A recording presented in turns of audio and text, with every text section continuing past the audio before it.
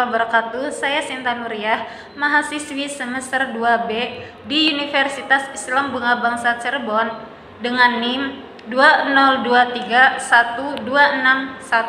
20231261033337. Prodi Pendidikan Agama Islam. Pada video kali ini saya akan membahas tentang kedudukan dan jenis mahar dalam pernikahan, yaitu subtopik dari mata kuliah Fikih Menakahat Jinayat yang diasuh oleh Bapak Muhammad Alwi FPD.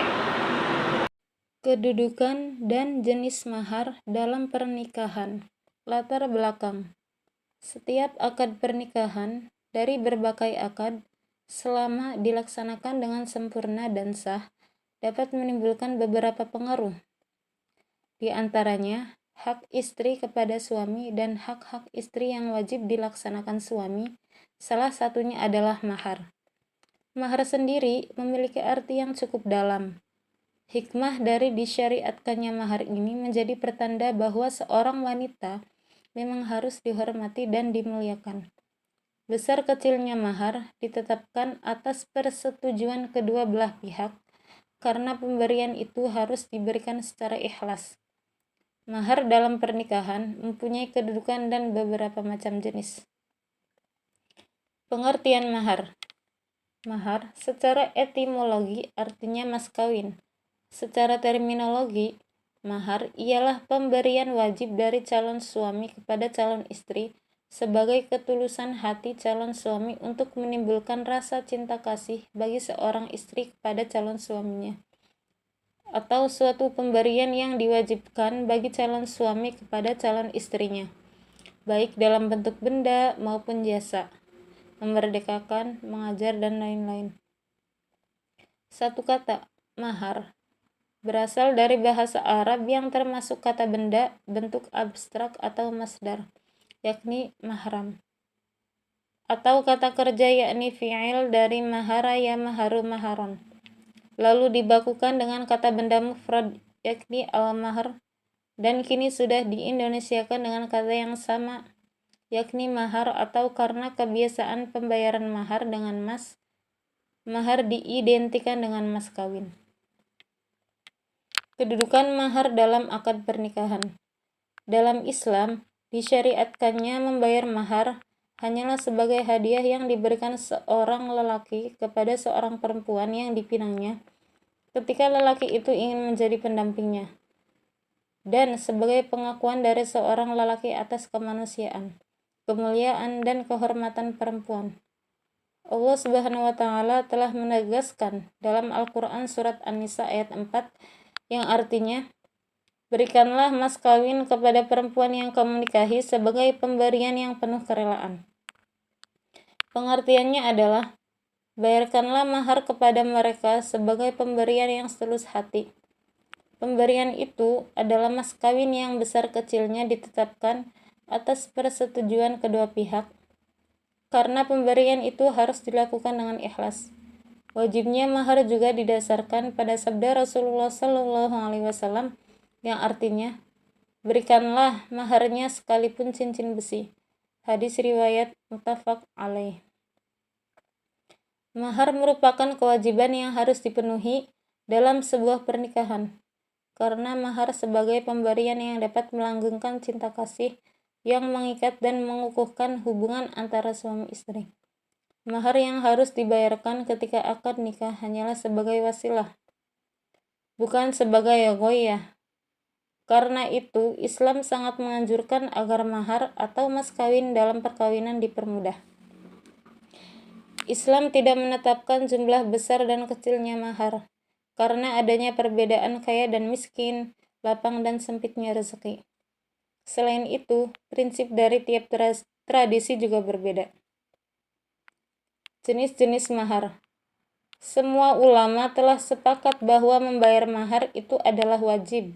Sedangkan macam-macam mahar dapat dibedakan menjadi dua, yaitu mahar musamma dan mahar mitsil. Yang pertama, mahar musamma. Mahar musamma merupakan mahar yang telah jelas dan ditetapkan bentuk dan jumlahnya dalam sigot akad. Jenis mahar ini dibedakan lagi menjadi dua, yaitu Pertama, mahar musamma muajjal, yakni mahar yang segera diberikan oleh calon suami calon istrinya.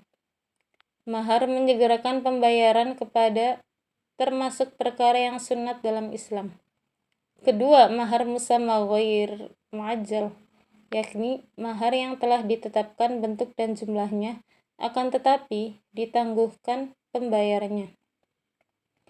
Berkenaan dengan pembayaran mahar, maka wajib hukumnya apabila telah terjadi duhul.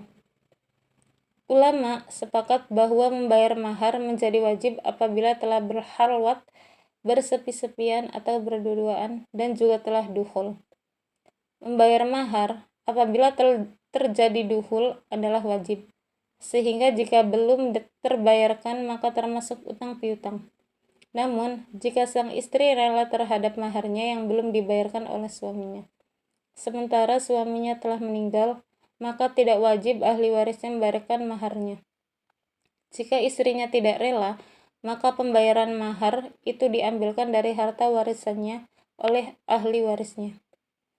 Apabila terjadi talak sebelum terjadinya duhul, sementara bentuk dan jumlahnya telah ditentukan dalam akad, maka wajib membayar mahar separuhnya saja dari yang telah ditentukan dalam mahar.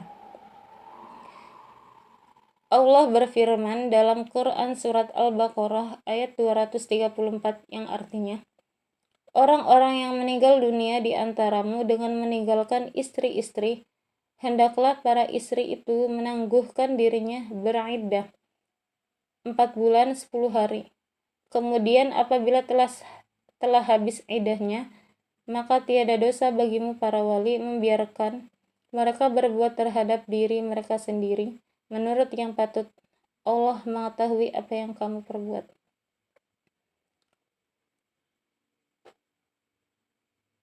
Yang kedua, mahar mitsil adalah mahar yang tidak disebutkan besar kadarnya pada saat sebelum maupun ketika terjadi pernikahan, dan disesuaikan menurut jumlah dan bentuk yang biasa diterima keluarga pihak istri karena tidak ditentukan sebelumnya dalam akad nikah. Firman Allah dalam Quran surat Al-Baqarah ayat 236 yang artinya, tidak ada dosa bagimu untuk tidak membayar mahar jika kamu menceraikan istri-istrimu yang belum kamu sentuh atau belum kamu tentukan maharnya. Berilah mereka mut'ah, bagi yang kaya sesuai dengan kemampuannya, dan bagi yang miskin sesuai dengan kemampuannya pula, sebagai pemberian dengan cara yang patut dan ketentuan bagi orang-orang yang berbuat ihsan. Mut'ah yang dimaksud adalah pemberian suami kepada istri yang diceraikannya sebagai pelipur, di samping nafkah yang wajib ditunaikannya sesuai dengan kemampuannya. Imam Malik menjelaskan ayat tersebut bahwa seorang laki-laki boleh memilih salah satu dari ketiga kemungkinan ada. Kemungkinan pertama, seorang suami tidak perlu membayar mahar kepada istrinya. Kemungkinan kedua, suami membayarkan mahar mitsilnya. Dan kemungkinan ketiga, memilih membayar mahar mitsilnya adalah keputusan yang dipandang lebih adil dan bijaksana karena disesuaikan dengan kemampuan pihak suami dan jumlah yang biasa diterima oleh pihak keluarga istri. Kesimpulannya, mahar merupakan pemberian wajib dari calon suami kepada istri sebagai ketulusan hati calon suami untuk menimbulkan rasa cinta kasih bagi seorang istri kepada calon suaminya, atau suatu pemberian yang diwajibkan bagi calon suami kepada calon istrinya, baik dalam bentuk benda maupun jasa. Agama tidak menetapkan jumlah minimum dan begitu pula jumlah maksimum dari mahar. Hal ini disebabkan oleh perbedaan tingkatan kemampuan manusia dalam memberikannya. Mahar boleh dilaksanakan dan diberikan dengan kontan atau piutang, atau mau dibayar kontan sebagian dan utang sebagian. Itulah tadi video presentasi dari saya mengenai kedudukan dan jenis mahar dalam pernikahan. Semoga dapat memberikan wawasan kepada teman-teman semua. Sekian dan terima kasih. Assalamualaikum warahmatullahi wabarakatuh.